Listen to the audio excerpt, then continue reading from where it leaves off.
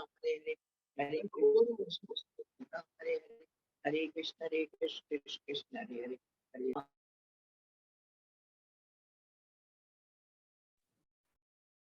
Hare Krishna to all of you. Thank you for participating in today's morning japa session. आप सभी का हार्दिक स्वागत है। आज जन्माष्टमी का पावन पर्व है। सभी को हार्दिक शुभकामनाएं और बधाई। अभी मैं Prabhupada, it's time for Prabhupada's quote. I'll share the screen.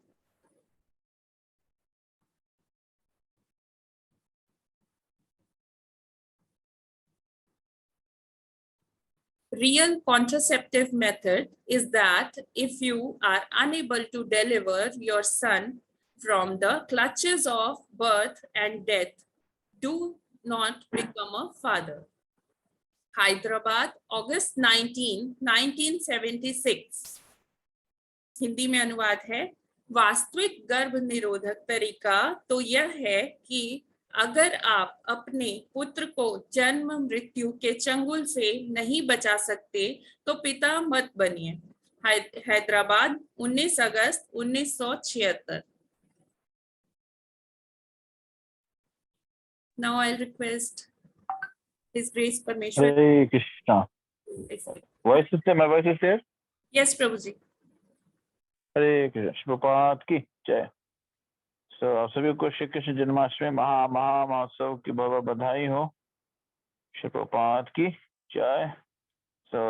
आज का जो श्री प्रभात का कोट है वो बहुत महत्वपूर्ण प्रिंसिपल देने वाला कोट है। श्री प्रभात कह रहे हैं कि जो रियल जो आपका रियल गर्भ निरोधन प्रोसेस है वो क्या है? Not to become the father. लेकिन उसमें प्रभुपाद जी ने बहुत एक कंडीशन लगाई है। किस कंडीशन में you are not allowed to become? तो कंडीशन क्या है? कंडीशन है कि यदि आप अपने पुत्र को भगवत धाम नहीं ले जा सकते हैं, उसको बैक टू गॉडेड नहीं ले जा सकते, उसको भक्त नहीं बना सकते हैं, तो हमें गर्भ धारण नहीं करना या करवाना चाहिए, है ना। श्री प्रभुपाद कहते हैं, शास्त्र कहते हैं, श्रीमद् भागवतम में 5वें स्कंद में 5वां अध्याय श्लोक number 18। I will try to share. अगर मैं कुछ शेयर करना है कैसे करूंगा? Show you. Prabhuji, shall I share? You have the shloka? I'll open it, Prabhuji. हाँ, just share it. That is shloka Shrimad Bhagavatam 5.5.18, Okay, है ना। तो उसमें प्रभुपाद जी लिखते हैं, उसमें भगवान कहते हैं कि कोई भी व्यक्ति जो गुरु है या फादर है या पिता है, इनको गुरु, फादर या पिता तब तक नहीं बनना चाहिए जब तक कि वह अपने पे निर्भर, अब जो व्यक्ति उनके ऊपर निर्भर है, डिपेंडेंट है, उनको वह भगवत धाम ना ले जा सके। Even not become a husband also, even not become a wife also. Husband भी नहीं बनना चाहिए, गुरु भी नहीं बनना चाहिए, पिता भी नहीं बनना चाहिए, और तो और देवी देवता भी नहीं बनना चाहिए जब तक कि उस पे निर्भर जो भी व्यक्ति है उनको वह भगवत धाम ना लेके जा सके। That's why the process of becoming Guru is very complex, है ना। इतना कठिन क्यों होता है गुरु बनना? क्यों? क्योंकि गुरु की जो है एक क्वालिफिकेशन है कि वो अपने हर एक शिष्य को भगवत धाम लेके जाएगा। इसलिए भौतिक जगत में जितने भी लोग हैं वो क्या है, वो अपने शिष्य, वो खुद तो भगवत धाम जानने के योग्य है नहीं, अपने शिष्यों को क्या लेकर के जाएंगे, है ना। तो श्री प्रभुपाद कहते हैं कि किसी भी व्यक्ति को जो है ये प्रोसेस करना बहुत आवश्यक है, इनको अपने से डिपेंडेंट को भगवत धाम लेकर के जाना, है ना। तो आजकल की डेट में देखा जाए, इवन दो श्री प्रभुपाद कहते हैं कि अगर कोई जो आर्टिफिशियल प्रोसेस है ना, गर्भ निरोधन की आर्टिफिशियल प्रोसेस है, इन प्रोसेस को भी अगर कोई स्वीकार करता है, इसको थोड़ा बड़ा करते हैं। यस, देखिए क्या श्लोक है? गुरु न सत्वा सजनो न सत्स्यात्, पिता न सस्यात्, जननी न सस्यात्, देवेन तस्यात्, पतिश्च सस्यात्, पतिश्च सस्या, अनमोच देह समुपेत्य मृत्युम, है ना। क्या होगा ना? गुरु न सश्चात, गुरु नहीं बनना चाहिए, है ना। स्वजन नहीं बनना चाहिए। पिता न सश्चात, पिता न सश्चात, पिता नहीं बनना चाहिए, है ना। देव न सश्चात, देवता भी नहीं बनना चाहिए, है ना। पति न सश्चात, यदि हम पत्नी को भगवत धाम ले जाने में योग्य नहीं है तो पति भी नहीं बनना चाहिए। क्यों नहीं बनना चाहिए? क्योंकि हम उस क्वालिफिकेशन को फुलफिल नहीं कर रहे हैं, है ना। क्योंकि यह बेसिक नेसेसिटी है, बेसिक रिक्वायरमेंट है ना? कि हमारे अंदर वो गुण होने चाहिए। इसीलिए आजकल तो लोग, क्योंकि लोग आजकल मैरिज, देखिए आज के टाइम पे क्या है, पब्लिक को क्या पता है, बड़े बड़े हुए कैरियर सेट हुआ शादी करो। नहीं, सिद्धांत यह नहीं है।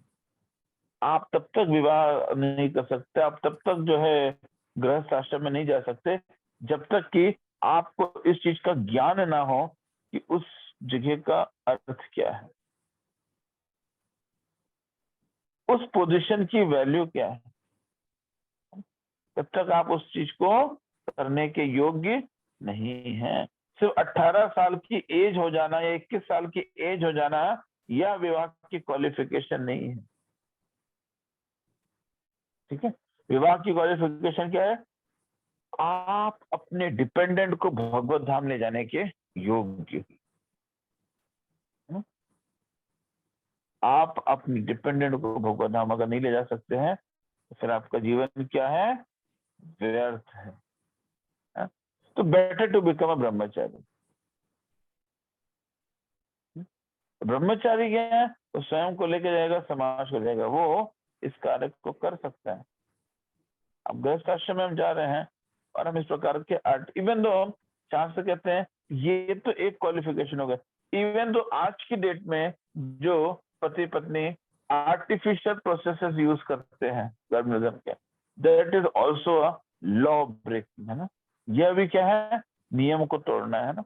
आर्टिफिशियल प्रोसेस है ना, कि हम स्त्री पुरुष जो है पति पत्नी आपस में संग कर लें, है ना, फिजिकल कनेक्शन कर लें, लेकिन हम बच्चे ना पैदा करें। ये क्या है? It is a part of illicit sex, है ना। अवैध संग है ये, शास्त्रों का ये नियम है ना। ये क्या है? अवैध संग। क्योंकि इससे हम 4 नियमों को तोड़ते हैं। तो कोई भी प्रोसेस है जिसमें हम जीव की हत्या कर रहे हैं, क्योंकि देखिए यहाँ पे गर्भनिरोधन प्रोसेस क्यों दिया गया है? क्योंकि यहाँ पे क्या होता है, हम जीव की हत्या करते हैं। क्योंकि जो भी बच्चा हमारे यहाँ पे आया, हमारे परिवार में जिसने जन्म लिया, वह क्या है? जीव है ना। और जीव स्वरूप है नित्य कृष्ण दास। जीव का स्वरूप है कृष्ण का दास होना। यदि हमने उसको उसकी नेचुरल पोजीशन प्रोवाइड नहीं करी तो क्या हो गया? हमने उसकी हत्या कर दी। यदि कोई व्यक्ति अपने ही बच्चों को भक्त नहीं बना पाता है, इसका अर्थ क्या हुआ? उसने अपने ही पुत्र पुत्री की क्या करी है? हत्या कर। ठीक है ना। बच्चों की हत्या नहीं होनी चाहिए, बिल्कुल नहीं होनी चाहिए, है ना। इसीलिए क्या कहते हैं श्री प्रभुपाद कहते हैं कि हमको आर्टिफिशियल एवं दो नेचुरल प्रोसेसेस का उपयोग नहीं करना चाहिए। जो चीज जिस प्रकार से चल रही है उसको वैसे चलते रहना चाहिए और नियमों पे बद्ध रहना चाहिए। फिजिकल रिलेशनशिप पे बहुत ज्यादा रिस्ट्रिक्शंस लगाए गए हैं। क्यों लगाए गए हैं? क्यों? क्योंकि यह हमको भगवान से दूर करता है। ये रिलेशनशिप हमको क्या कर रहा है? भगवान से दूर कर रहा है। और हमारे जीवन का उद्देश्य क्या है? भगवान के पास जाना। हमारे जीवन का उद्देश्य क्या है? भगवान के पास जाना। तो इसीलिए हमें फिजिकल रिलेशनशिप पे बहुत ज्यादा सोच विचार करके कार्य करना चाहिए। जब मर्जी हो, जैसे हो वैसे करना यह उचित नहीं है। ये शास्त्रों के विरुद्ध है। चाहे हम इस तरह से भौतिक स्तर पे देखें या फिर हम ये सोचें कि नहीं ये तो अच्छा, कई बार ऐसा होता है कि व्यक्ति सोचता है कि ठीक है, अगर हमारी फिजिकल नीड्स पूरी नहीं होंगी तो उस कंडीशन में हम क्या करेंगे, हमारा तो जीवन व्यर्थ हो जाएगा, क्योंकि फिजिकल नीड्स पूरी नहीं होंगी तो फिर हमारे को प्रॉब्लम हो सकता है। ऐसा व्यक्ति के मन में विचार आ सकता है। लेकिन भगवान कहते हैं कि इसकी चिंता तुम मत करो। क्यों? क्योंकि यदि हम अपने नियमों में बद्ध होंगे तो हमें क्या होगा, हम उसका प्रैक्टिस हो जाता है, ठीक है ना। तो इसीलिए रिलेशनशिप को बहुत नियमानुसार करना चाहिए। किस क्वालिफिकेशन पे? कि हम अपने पुत्र या अपने पे डिपेंडेंट, चाहे पुत्र हो, चाहे पुत्री हो, चाहे पत्नी हो, चाहे कोई भी हो, उन सभी को जो है हम क्या करेंगे, भगवत धाम लेकर के जाएंगे, ठीक है। उस कंडीशन में हम गर्भ धारण कर सकते हैं। अदरवाइज आर्टिफिशियल गर्भ निरोधन प्रोसेस जो है वह नहीं करनी चाहिए। वह क्या है, हमारी भक्ति के लिए हानिकारक है। Thank you very much. Srila Prabhupada की जय, अनंत कोटि वैष्णव की जय। भगवद गीता। यस, आज श्लोक रीड करना था किरण माता जी को। Yes, किरण माता जी, आप अनम्यूट कर लीजिएगा अपने आप को। Prabhuji, screen is visible. Yes, visible है। यस माता जी। हरे कृष्णा प्रभु जी, पंचांग प्रणाम। हरे य कृष्ण। एवं वेत्ति पुरुषं प्रकृतिं च गुणैः सह सर्वथा वर्तमानोऽपि न स भूयो विजायते। य एवं वेत्ति पुरुषं प्रकृतिं च गुणैः सह सर्वथा वर्तमानोऽपि न स भूयो विजायते। य एवं वेत्ति पुरुषं प्रकृतिं च गुणैः सह सर्वथा वर्तमानोऽपि न स भूयो विजायते। अर्थात जो व्यक्ति प्रकृति, जीव तथा प्रकृति के गुणों की अंतःक्रिया से संबंधित इस विचारधारा को समझ लेता है, उसे मुक्ति की प्राप्ति सुनिश्चित है।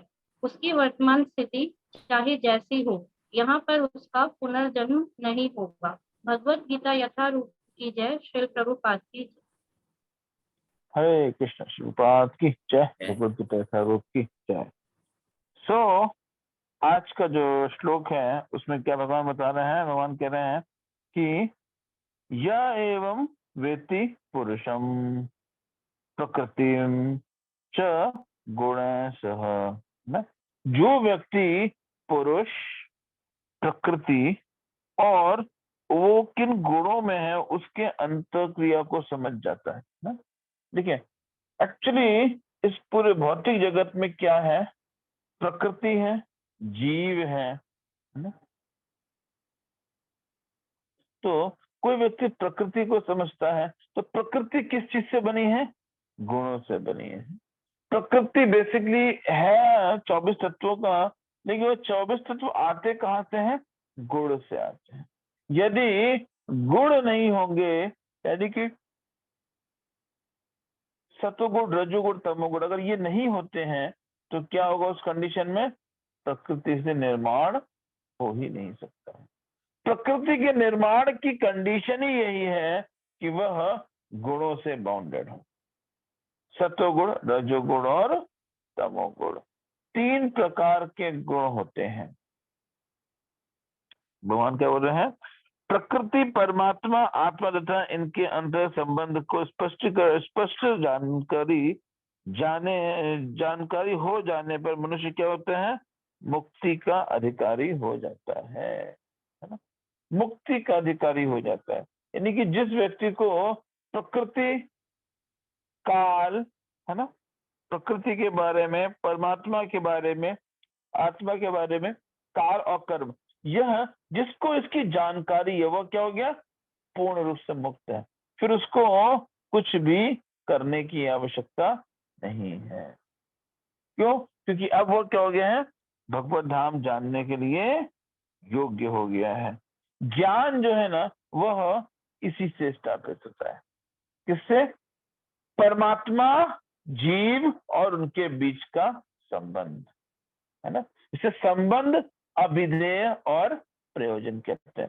संपूर्ण ज्ञान संबंध, अभिधेय और प्रयोजन, इन 3 चीज में होता है।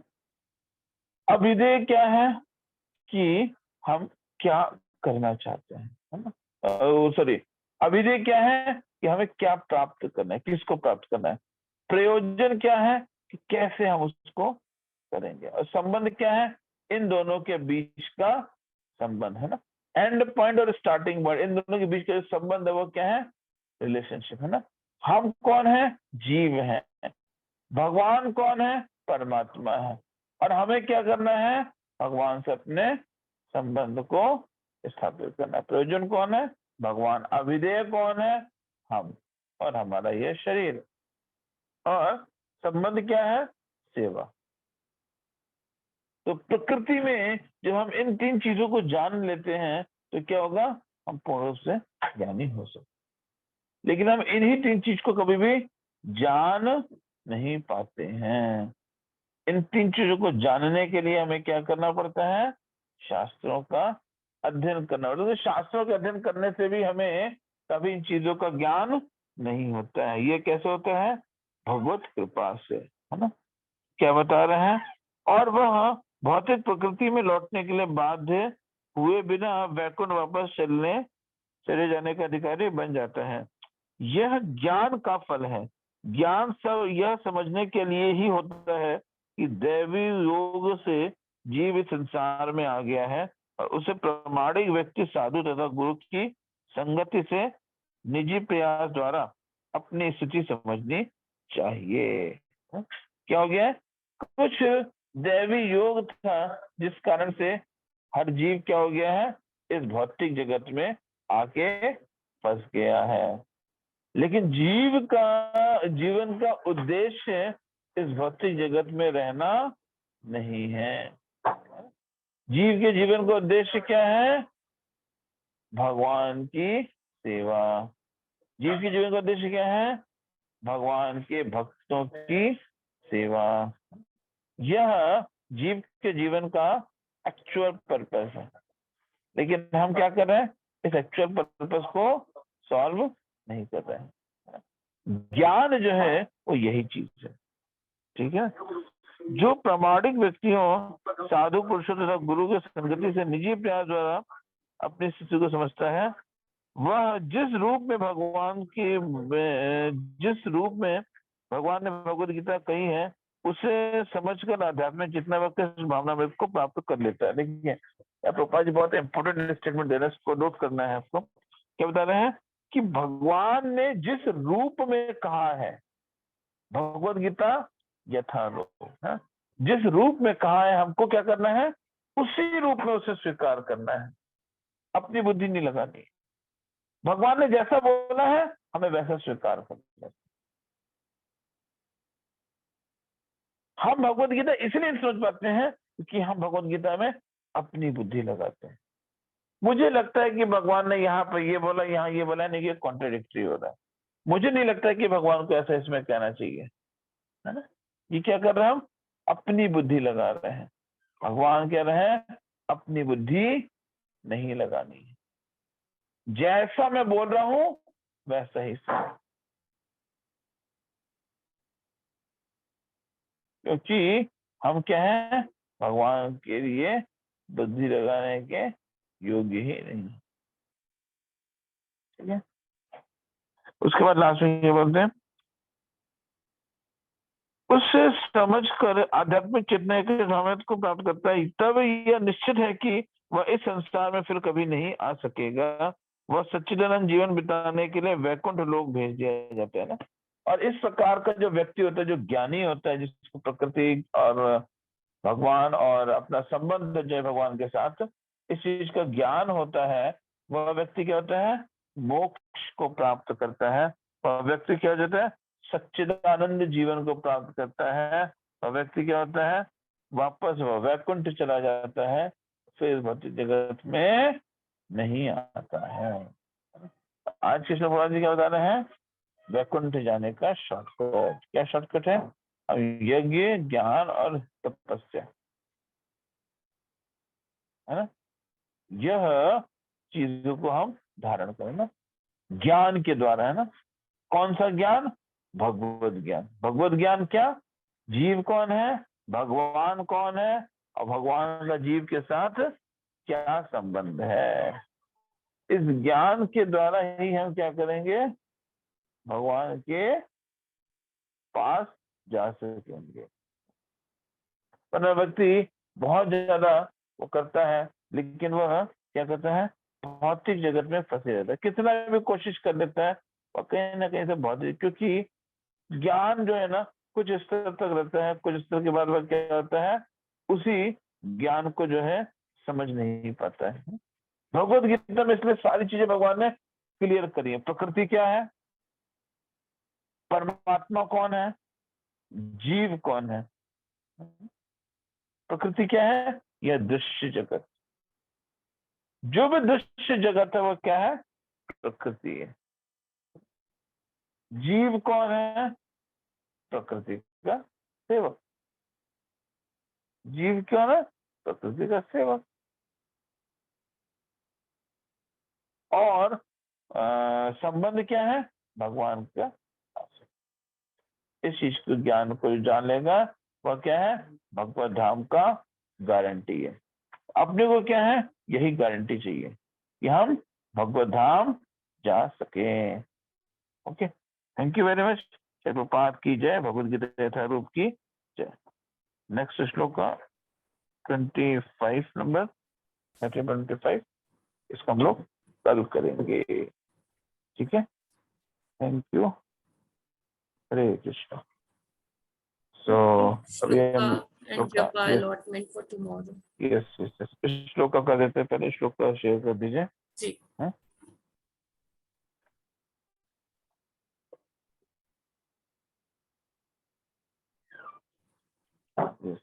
श्लोक का है क्या है, मामुपेत पुनर्जन्म दुःखालयम शाश्वतम नानुपयन्ति महात्मानं संसद्धे परमां गतः। मामुपेत पुनर्जन्म दुःखालयम अशाश्वतम नानुपयन्ति महात्मानं संसद्धे परमां गतः। मामुपेत पुनर्जन्म दुःखालयम शाश्वतम नानुपयन्ति महात्मानं संसिद्धि परमां गतः। सो आज का हो गया।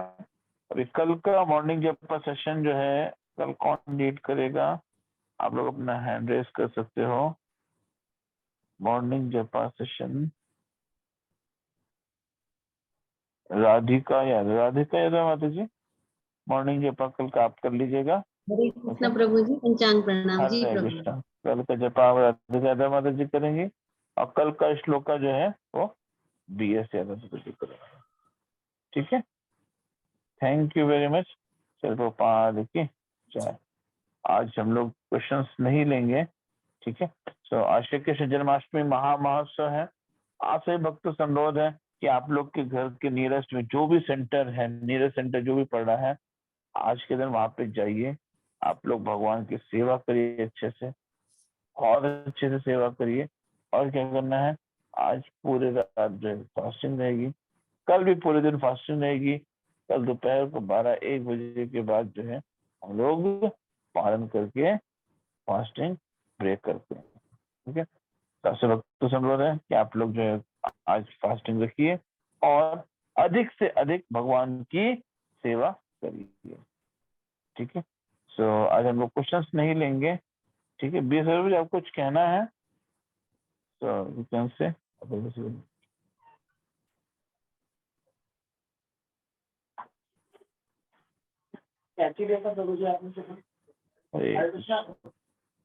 बाहर।